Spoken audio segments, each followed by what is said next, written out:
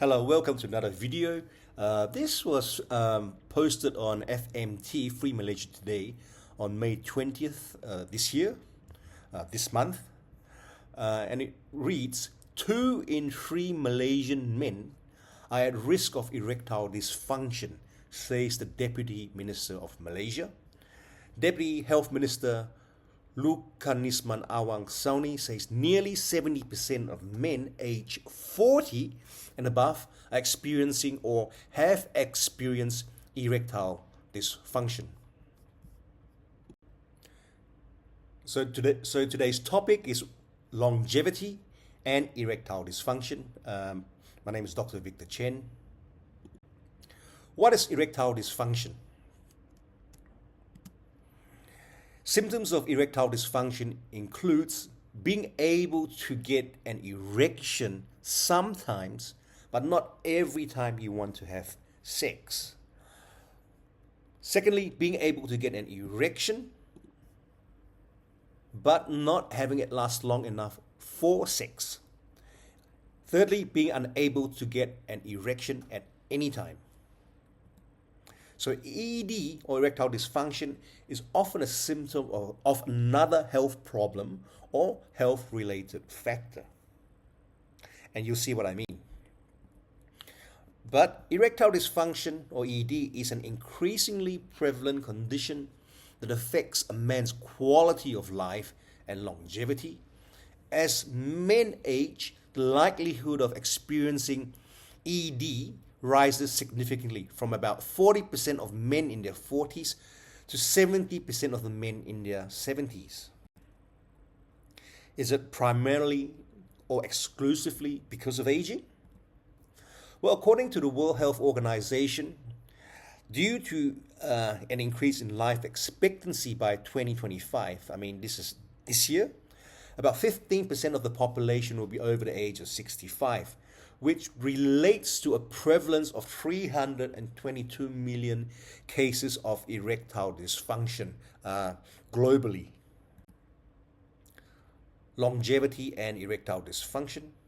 8% of men in their 20s experience ED, yes, as early as 20s. 11% of men in their 30s. 40% of men at age 40. 50% of men at age 50. 60% of men at age 60, and 70% of men at age 70. By age 75 and beyond, nearly all men have at least mild ED.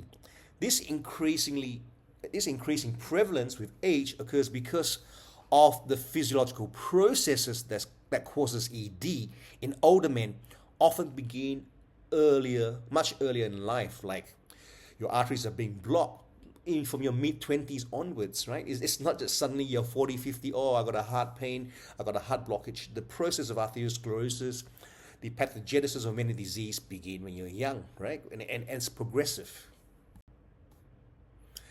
Is erectile dysfunction mainly, purely, exclusively due to aging? ED is not an inevitable consequence of aging, and understanding its relationship with longevity can help men maintain both sexual health and overall well-being throughout their lives. There is instead a strong evidence linking erectile dysfunction with a number of medical conditions. So it's not as due to aging as per se, but rather due to a list of medical conditions. What causes erectile dysfunction? Vascular is predominant. The narrowing of arteries, called arteriosclerosis, is one of the most common causes of erectile dysfunction. Okay, I'll say 70 to 80% of cases of erectile dysfunction is due to vascular causes. Neurological can be due to diabetes, spinal cord injuries, endocrine dysfunction, whereby your hormonal balance is disturbed, and psychological. So, right, if you are having normal morning erections, strong, and you can't do it when you need to, it's probably because of anxiety, psychological reasons. Okay, risk factors for erectile dysfunction. Besides the medical conditions, There are risk factors associated with the prevalence of erectile dysfunction, namely diabetes, because it causes vascular damage, nerve damage, hypertension, high blood pressure, dyslipidemia, high cholesterol, and coronary heart disease. So these are the medical conditions associated with a higher prevalence of erectile dysfunction. Okay, physiological, vascular, and morphological mechanisms in the process of aging that leads to erectile dysfunction. Okay, you got aging here, you got cellular senescence, and due to aging, you get cardiovascular risk factors and hypogonadism because your hormone level will drop. Then you get erectile dysfunction for those reasons, vascular as well as neuro and endocrine reasons. Vascular alterations, which we'll go into in more detail later. Endothelial dysfunction, that means endothelial lining the arteries in your penis. Then you got decreased bile availability of nitric oxide, which is important for vasodilatation to enlarge the arteries in the penis to allow blood to gorge there to have an erection. Of course, if this is impaired, you get erectile dysfunction and blood pressure changes. Same thing, hypertension is a risk factor. Penile morphological changes. You get corpora cavernosa nerves damage, and thereby you get smooth muscle malfunction in your penile corpus cavernosa. The aging process affects erectile function through several key mechanisms. Number one, vascular changes. Number two, endothelial dysfunction. That means the lining of the blood vessels, the arteries in the penis. Smooth muscle loss. Smooth muscle in the the arterial wall of the penis. Age-related testosterone decline. Okay, the paramount reason, most important reason, is vascular changes. The most common cause of ED, regardless of age, is vascular dysfunction, particularly venous leakage where blood cannot be adequately trapped in the penis. And with aging, there's excessive deposition of collagen fibers in the corpus cavernosa of the penis, leading to reduced elasticity and impaired expandability of erectile dysfunction. So like any organ, you've got to exercise it, you've got to treat it with care, you've got to do physiotherapy, so to speak, on your penis, okay, to maintain its elasticity and expandability. Because of the vascular nature of erectile dysfunction, there is obviously a cardiovascular connection. Erectile dysfunction often serves as an early warning sign for cardiovascular disease because the penile arteries are smaller. They are 1 millimeter in diameter compared to coronary arteries about 4 millimeter in diameter or 3, making them more susceptible to early atherosclerotic changes. If you get atherosclerosis or the fatty plaques, this doesn't form in the heart vessels. It will form throughout the body, right? And the penile arteries being smaller are more susceptible to blockage.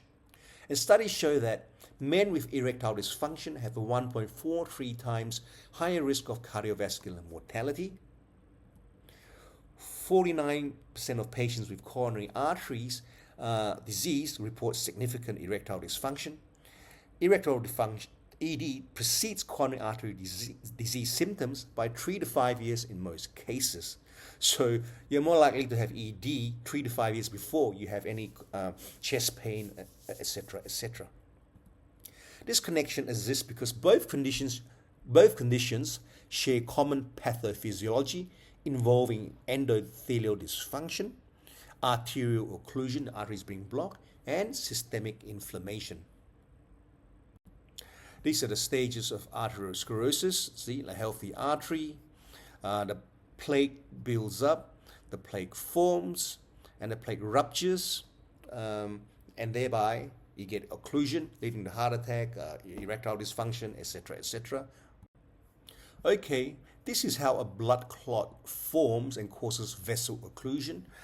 Okay, you see the top part here, and here, this is a pristine arterial wall. Okay, the smooth muscle cells here, And then here are the endothelial cells, okay, lining the blood vessel. And if you keep eating your nasi lemak, jiao zha, all that high cholesterol stuff, they will accumulate on the arterial wall at the bottom, for instance. And what happens? Macrophages, foam cells, of course, will form foam cells, right? And they will oxidize. That's what, and because of the oxidation, it gets very, very hard. See, when if it's like the top part of the artery, the blood flow is fluid, it's smooth.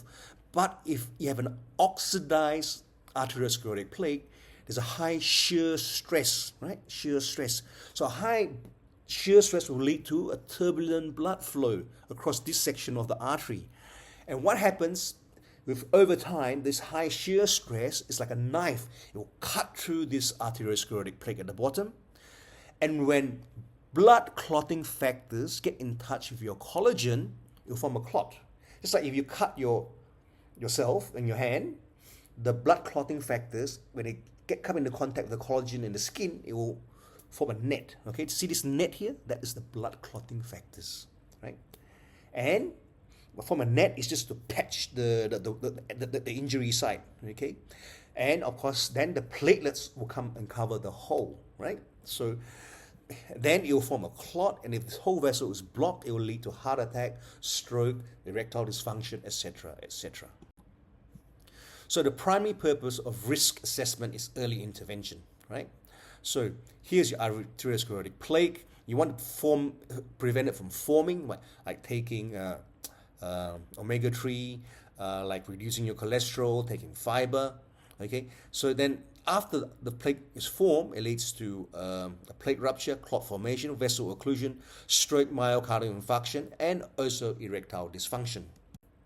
So what are some nutrients that are good for preventing this process of arteriosclerosis and vascular connection and the vascular causation factor for erectile dysfunction? Okay, so the process began with the arteriosclerotic plaque. So things like fiber, fiber, there's soluble and insoluble. Insoluble fiber is like a broom cleaning your colon. Then the soluble fiber is like a mop, sucking up the toxins, sucking up the cholesterol. And things that lower the bad cholesterol is things like garlic, omega-3, lecithin. So lowering the bad cholesterol will lower the risk of arteriosclerotic plaque formation. And as I mentioned, when the plaque forms, it gets oxidized. That's why it gets hard, right? And it ruptures. So people take antioxidants like vitamin E, omega-3 as well to prevent oxidation of the arteriosclerotic plaque. When the plaque ruptures, it forms a clot formation, which I showed earlier. And what are some anti-clotting factors? Right? Remember I said when the plaque ruptures, the clotting factors will form a mesh, that net. So garlic and omega-3 are anti-clotting. And so is nattokinase. I personally take nattokinase for anti-clotting, okay, as well as omega-3 and garlic. And ginkgo is anti-platelet, right? And what would doctors give you for an anti-platelet? If you have a heart condition, doctor gives you aspirin. So ginkgo is like a natural aspirin, okay? So once it gets clot formation, if it gets vessel occlusion, it's blocked, what do? It leads to erectile dysfunction, stroke, myocardial infarction, heart attack. And you can fix things like coenzyme Q10, which is shown to improve the myocardial ejection fraction, okay, the pumping action of the heart.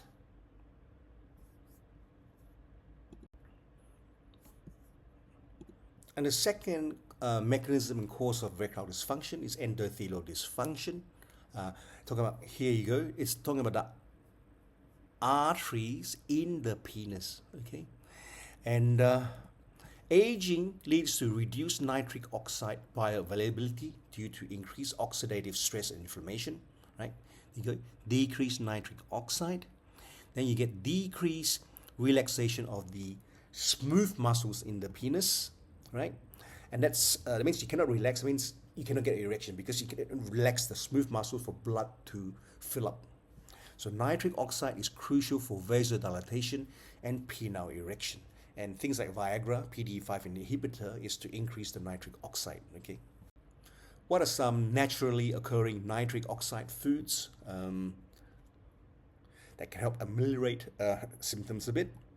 Foods like leafy greens, spinach, beetroots, garlic, carrots, dark chocolate because of polyphenols, citrus fruits, and supplements that are famous for ED, L-arginine and L-citrulline, because that causes nitric oxide synthase stimulation and causes vasodilatation.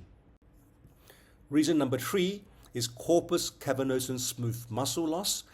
These are the smooth muscles in the penis. Okay, as you can see, when the smooth muscles are contracted, blood flow cannot accumulate in the penis, and thereby you get a flaccid penis.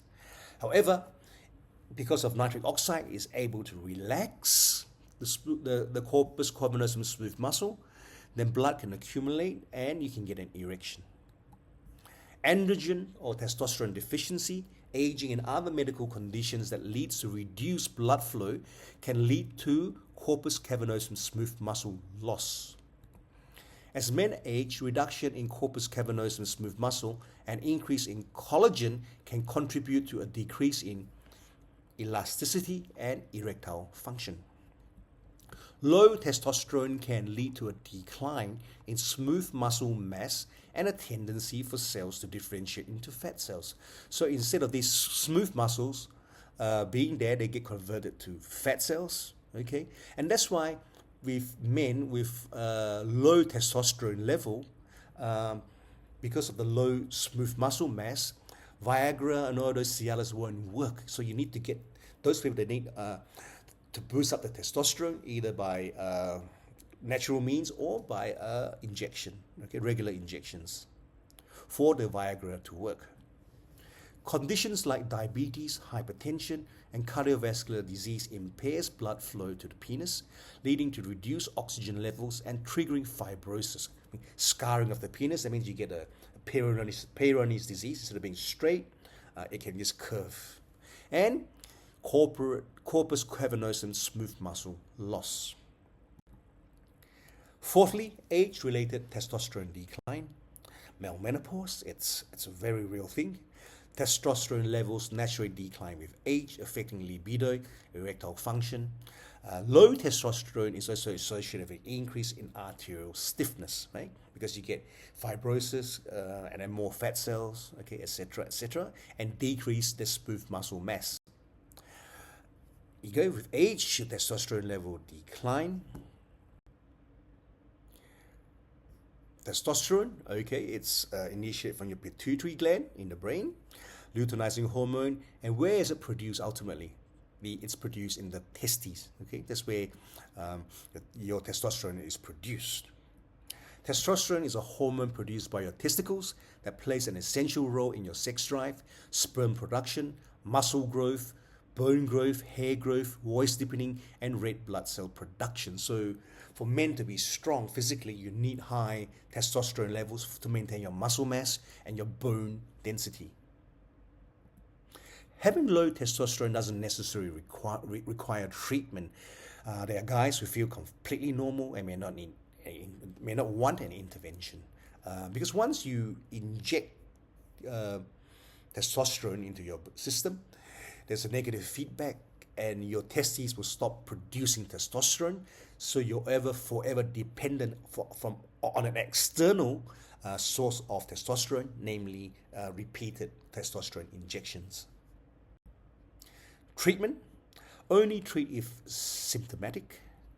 You may be offered testosterone replacement to correct the hormone deficiency, which should relieve your symptoms. The many symptoms of testosterone deficiency. The treatment may be given as an injection or a gel. Oral one doesn't really work because of low bioavailability. Other ways to boost testosterone: eating a balanced, healthy diet with good proteins and whole grains. Cut down your sugar and alcohol. Control your stress. Exercise, especially weights and hit high intensity interval training like Tabata, etc. Adequate sleep is crucial. Okay, see, testosterone levels and the inverse balance with stress. See, this red one is your testosterone.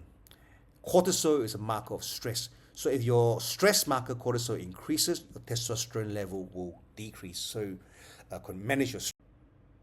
Sleep is important.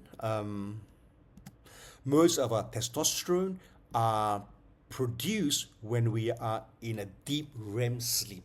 So when you're in deep REM sleep, you get 3 to 5 erections, which you do not know about because you are in deep sleep, deep REM sleep. That is why our testosterone level peak when we wake up and at the lowest right before we sleep. See you go. It increases with the duration of sleep. But of note, you see, a 7-8 hour sleep is important for high testosterone level. If you sleep, say, 2 hours less, you produce 40% less testosterone, right? So big difference, right? See, 7 hours sleep, 8 hours sleep, you get so much testosterone produced overnight. But if you sleep 2 to 3 hours less, you get a significantly decreased amount of testosterone produced overnight. Managing erectile dysfunction. One, exercise. I mean, we're talking about vigorous cardiovascular exercise for at least 45 minutes, 3 times per week. I mean, cardio, bicycling may help reverse mild ED because it will get your blood flow going. Physical activity improves endothelial function and reduces oxidative stress in your penile blood vessels. And there's certain specific exercise called Kegel exercise, which strengthens the pelvic floor muscles. And this is purportedly improves blood flow to the penis, strengthen muscles that control urination and ejaculation, potentially improving sexual function and reducing complications like premature ejaculation. Diet, okay, very crucial. A Mediterranean diet rich in vegetables, fruits, lean proteins, and omega-3 fatty acids support vascular health and reduces the incidence of erectile dysfunction. So eat clean for your arterial health. Basically, just think of every day I wake up, okay, if I'm going to be sexually active until I'm 90 years old, I must eat clean for my arteries, okay? And zinc carnosine, which I do take, prevents damaging effects of advanced glycation in products, which are associated with cardiovascular damage, okay, with the blood vessel damage. And these advanced glycation end products will cause endothelial proliferation, inflammation, okay, and it causes basically fibrosis and decrease the elasticity of your blood vessels. Number 3, quit smoking. Quitting smoking can lead to erectile dysfunction improvement after several months, some studies have shown, and because smoking damages the blood vessels and impairs circulation. Weight management. Obesity is associated with about 50% increased risk of erectile dysfunction. Weight loss programs have led to ED resolution in 1/3 of participants. Because if you're overweight, obese, BMI greater than 30, for instance, it can lead to scrotal hyperthermia. I mean, your scrotum, your two sacs can be heated. You can get insulin resistance, obviously. You can get inflammation of your epididymitis, which is basically at the back of your testes. Erectile dysfunction, obstructive sleep apnea, increased adipocytes, increased peripheral aromatization of testosterone to estradiol. So you get a high female hormone count, which can lead to mood swings, like male breasts. Okay, you can get increased pro-inflammatory cytokines. You get but you get chronic inflammation. It gets increased reactive oxygen species, which is basically bad for the body. You can get sperm DNA fragmentation and sperm epigenetic changes, which will affect your fertility. 5, alcohol in moderation. Heavy alcohol use is associated with increased ED risk due to its effects on the nervous system and the blood vessels. There are medications that cause erectile dysfunction, blood pressure medications, especially beta blockers, anti-androgens like cytopron acetate, which people take for prostatic cancer, Antidepressants for sure, SSRI, serotonin reuptake inhibitor that can cause erectile dysfunction, tranquilizers or prescription sedatives that make you calmer to make you sleep, appetite suppressants or medicines that make you less hungry, and also medications. These medications can be the cause of your erectile dysfunction. So what are the treatment for ED? Oral medications, they're already widely used, like things like Cialis, Viagra. Sex therapy, you just go for classes. Why? Because a lot of psychotherapy. Penile injections, vacuum devices, intrauterine medication, you put it through the front of the penis, surgery or penile implant. What are some treatments doctors can give you? There you go. Oral medications, vacuum device, by suction, because of the pressure, negative pressure, blood will flow into the penis, and then you just put a band at the beginning of the penis, and then you can go for intercourse. Then when you finish intercourse, you release the band. Or you can inject medication, okay, like Caverject, epidural, into the corpus cavernosum. Okay, the doctors will teach you how to inject. See, the needle here, and it'll work in a few minutes, but it'll probably last for about 20 minutes. Or penile implants, as you can see in this picture. You need surgery to put a tube in, and then when you need intercourse, you just pump it up like a tire, and then you seal off. Then you have the intercourse. Then you deflate the pump after intercourse. Oral medications, these are the ones available in Malaysia. Levitra is not available in Malaysia. Sildenafil, Viagra, 50 milligram. This is what most people take. Some go up to 100. Tadalafil, Cialis, there's a 5-10 mg daily use, and then there's a 20 mg for on demand. Avanafil or Stendra. I mean, these oral medications work for 60 to 80% of patients. For some, they probably work initially. You're taking Viagra, 25 mg. Then 5 years down the road, you need 50 mg. And another few years down the road, you take 100 mg and it doesn't work. Is it because the body is getting used to the medication or tachyphylaxis, or is it because your disease progression have gone further? Your arteries have gotten more blocked. You have lost more corpus cavernosum, smooth muscle. Okay, that's for your doctor to figure out. But this is one study. In patients who are unresponsive to on-demand Cialis, treatment with daily Cialis on top of the on-demand significantly improved all treatment outcomes. Successful intercourse increased from a mean of 21% with on-demand 20 mg Cialis to 58% with daily 10 mg Cialis. So what it is that these patients, when they took 20 mg Cialis on demand, they were only successful in 21% of the cases. But if they on top of that took 10 daily mg of Cialis, when they took on demand 20 mg Cialis, the success rate jumped from 21 to 58%.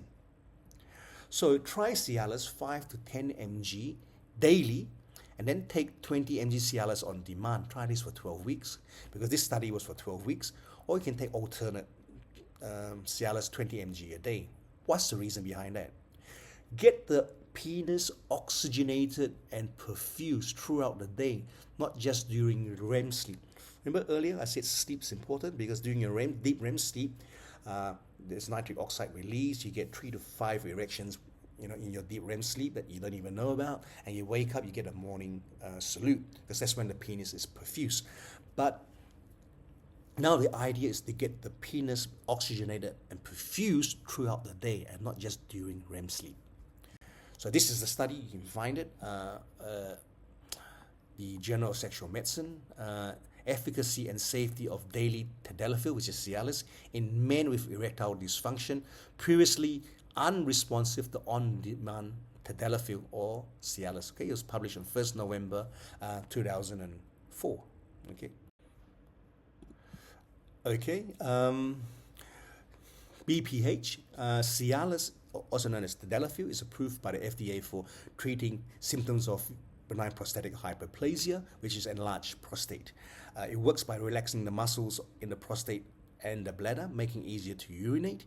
Cialis can be particularly helpful for men experiencing erectile dysfunction, ED, alongside with BPH, as it addresses both issues. Okay, so it's approved by the FDA for BPH, enlarged prostate, as well as erectile dysfunction. New treatment approaches. Combination therapies. You can use a PD5 inhibitor like Cialis, okay, or Viagra, with other agents to enhance their effectiveness in older men. For instance, is a corpus cavernosum. You can inject ephrodistral or Caverject with PD5 inhibitors taken orally. Then you can inject the ephrodistral, okay. Or low-intensity shockwave therapy, or extracorporeal shockwave therapy is another name. Non-invasive, no surgery needed, no injections needed. And there you go. It's just a shockwave. Last time we used shockwave to break up kidney stones. Now you use shockwave therapy to make new blood vessels in the penis. Okay, it's like a challenging it, giving it micro shock. Okay, to form new blood vessels. This non-invasive treatment uses sound waves to improve blood flow by stimulating angiogenesis, which is to make new blood vessels, okay, new arteries, and may help restore smooth muscle function. It's usually a course of 6 to 12 times for 20 minutes each session, okay, and you can repeat it 3 to 5 years, every 3 to 5 years. So technically, you can have clean vessels, eat clean, have a high testosterone level, you can have intercourse with your wife until in your 80s, 90s, providing she's able to, okay. Okay, and this shockwave therapy is approved, it's endorsed for mild to moderate ED in this clinical practice guidelines issued by the Malaysian Ministry of Health, Malaysian Urological Association, Malaysian Family Practice, as well as the Academy of Medicine Malaysia, a jointly released clinical practice guidelines. Okay, and they do endorse this shockwave therapy for mild to moderate ED.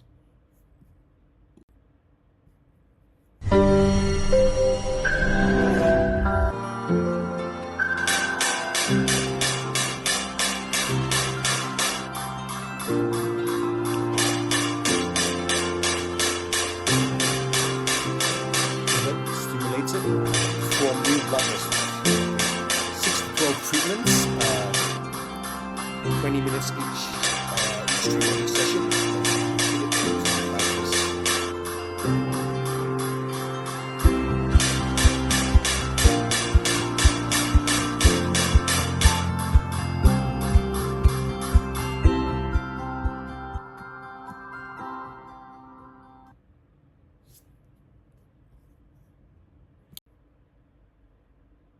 Okay, now I'm about to share with you the even more advanced and more, science-breaking, medical-breaking treatments to treat erectile dysfunction. Secretomes, which are derived from mesenchymal stem cells, and PRP, platelet-rich plasma, are emerging regenerative therapies, okay? Regenerative, they regenerate new vessels, new smooth muscles, okay? Not just treating symptoms, okay? Which is what conventional medicine, modern-day medicine does for erectile dysfunction that offer potential benefits beyond traditional treatments. Secretomes lacking cells. I mean, secretomes are from the important growth factors and elements inside the stem cells, okay? So you don't have cells, you just have the elements that are important for growth, angiogenesis inside the stem cells, are cell-free products containing growth factors that promote tissue regeneration and are less risky and more cost-effective than stem cell therapy, especially in the case of erectile dysfunction. PRP, platelet-rich plasma, is rich in growth factors, also shows promise in stimulating tissue regeneration and improving erectile dysfunction.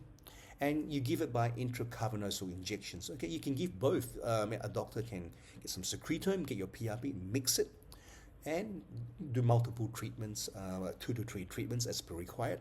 Okay, monthly intervals, weekly intervals. It's up to your doctor, and it's been very promising. Okay, this is a secretome protocol for treating erectile dysfunction by Professor Emin Özbek from Turkey. You can easily find it on the internet, or we can forward it to you. And in the case of ED, Prof. Emin stipulates the advantages of secretomes over stem cells for these following reasons. Secretome are stem cell products. Using stem cell secretome has many advantages over using direct stem cells on your penis. Okay, it contains no cells. Provides restoration of cavernous tissue thanks to the growth factors it contains. It is anti-inflammatory and anti-apoptotic. It increases the release of endothelial nitric oxide synthase and neurotransmitter nitric oxide synthase, which is the neurotransmitter responsible for erection in the cavernous tissue. Regulates cavernous endothelial functions and cavernous smooth muscle regeneration, okay, and functional regulation. Remember the CCSM, the smooth muscle loss, okay, but secretomes will help regenerate that smooth muscles. Regulates cavernous microcirculation, helps nerve regeneration. It is rich in active molecules released by stem cells into the culture media. It's easy to use.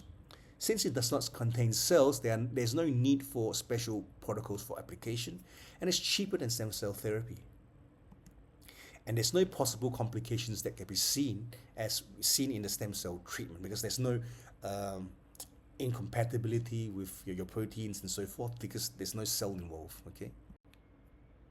And in Prof. Emin's article, he separates into 3 groups, basically mild or moderate and severe ED, and 3 different treatment protocols for these 3 different groups, okay, according to these criteria. Group 1 patients, treatment in patients who are young, newly diagnosed, and have no chronic disease and do not have lifestyle risk factors. Okay, you can give the secretome in 2 sessions, 2 weeks apart, and on demand in maintenance therapy. And then maybe another session applied every 6 to 12 months, okay, of secretome.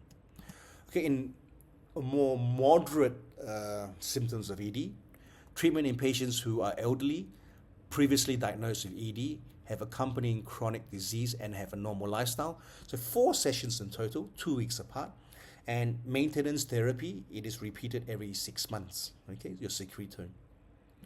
And thirdly, the third group of patients, obviously the more severe ED, treatment in patients who are elderly, previously diagnosed with ED, have chronic disease, and have risky lifestyle. A total of 6 sessions are applied, 4 sessions with 1-week intervals, and 2 sessions 2 weeks apart. And maintenance, 2 sessions applied 6 months, in 6 months. Okay, so these are the treatment protocols for secretome for erectile dysfunction. So thank you for listening. I hope it's been informative and a lot of new things, so you can continue to enjoy a sexual life even late into your 80s, 90s, okay, with these latest treatments, providing you eat cleanly, exercise well, maintain a good blood flow to your penis, and have good testosterone levels. Thank you.